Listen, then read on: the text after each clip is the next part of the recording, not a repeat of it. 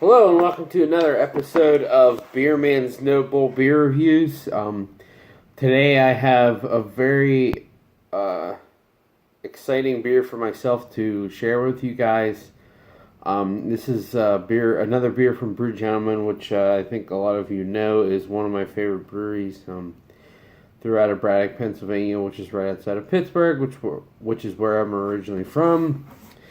I already did the other variant of this series. So the Miz and Rose collection is essentially their series of barrel-aged wild beers, and then the Hanging Garden series is a mini series inside of that, which is a series of different fruited saisons. So they've only done two in the series so far. They were released at the same time. The first one was blackberry and blueberry, which I already reviewed on my channel, and it was fucking awesome. So I'm expecting this guy to be pretty similar. Typically, I would like, because that, I guess it's the same base beer, so I shouldn't say that, but typically I would like something with the lighter fruits, the stone fruits, more than the berry ones, but that beer with the berries was so good. So I'm hoping that this one lives up to that level, even if it doesn't. I'm assuming that it'll still be great because everything these guys do is fantastic. So I'm going to quit bullshitting and crack this guy open. And I think I already said it, but again, this specific beer in the series, a blend of different sour beers in general. I mean, it's considered a saison, but I think it's a blend of different beers, aged in oak foeders and then aged on nectarine. So the other one I was talking about was blueberries and blackberries. So there we go. Crown caps are a little hard to get off, so sorry, just adjusting the camera a little bit. Let's see what we got.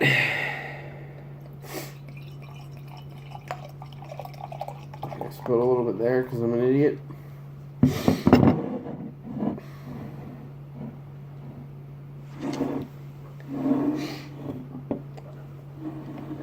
So, I mean, as you can see from the picture, it's very clear, opaque.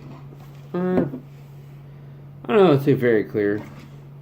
I can see my finger through, but it's not completely clear. But a pretty opaque peach golden color with I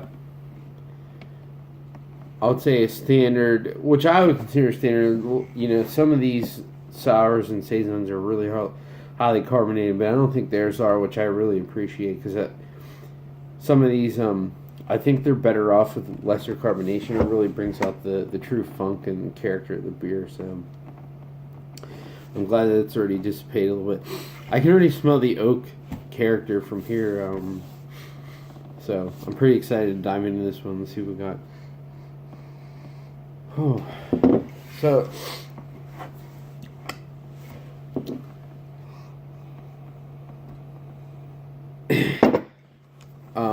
it's definitely very oaky. There's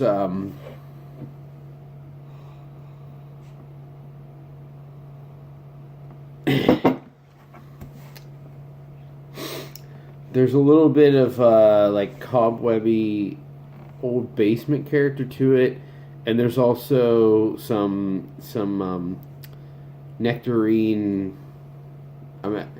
I would describe it generally as peach nectarine, flesh.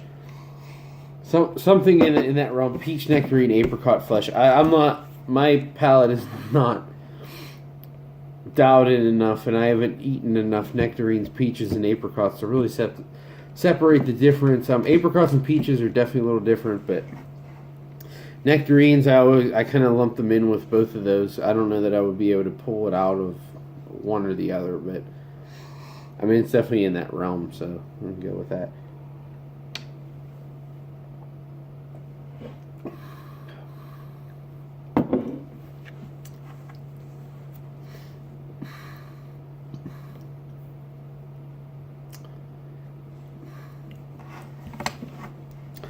So it's not as fruit forward as I was.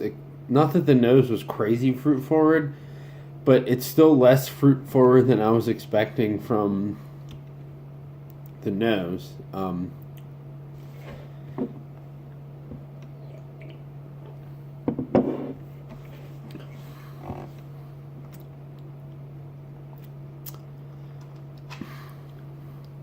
So what I'm getting is definitely oaky up front, a little bit of acidity, and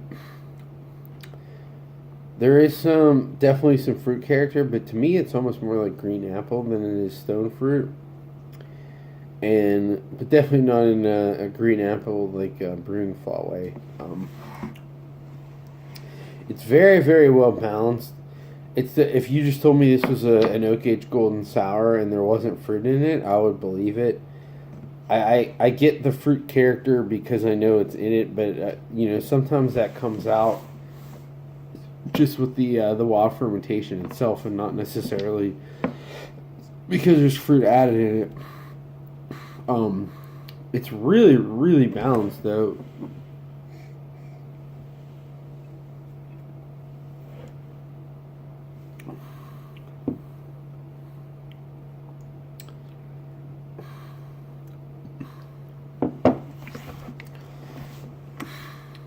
So it kind of reminds me of a little more subdued version of some of the New Glarus R&D vintage series.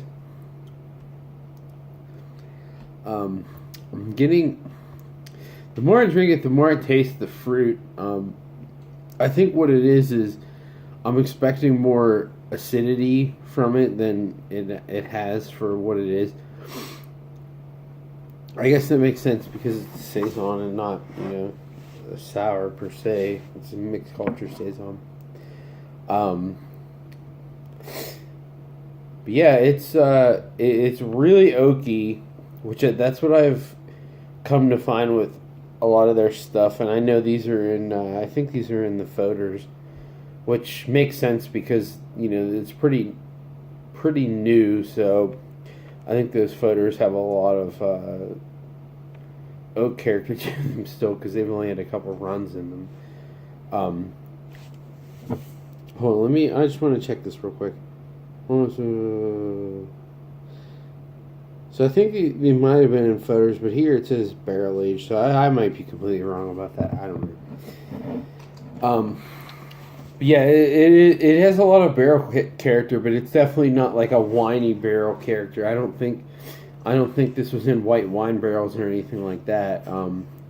It's definitely more of a woody, oaky character, and there's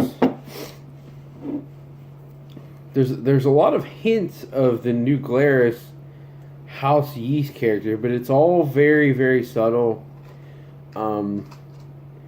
And all balanced. I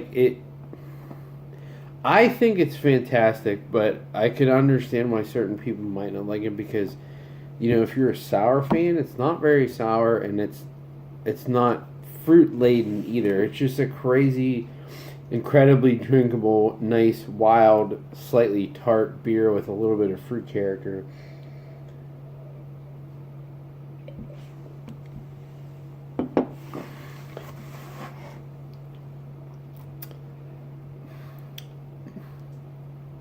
Yeah, I mean, it's really nice.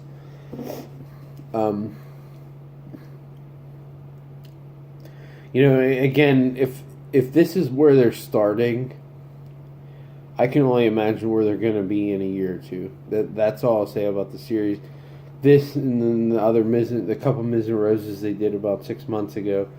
If these are what they're starting at, the sky is the limit, really.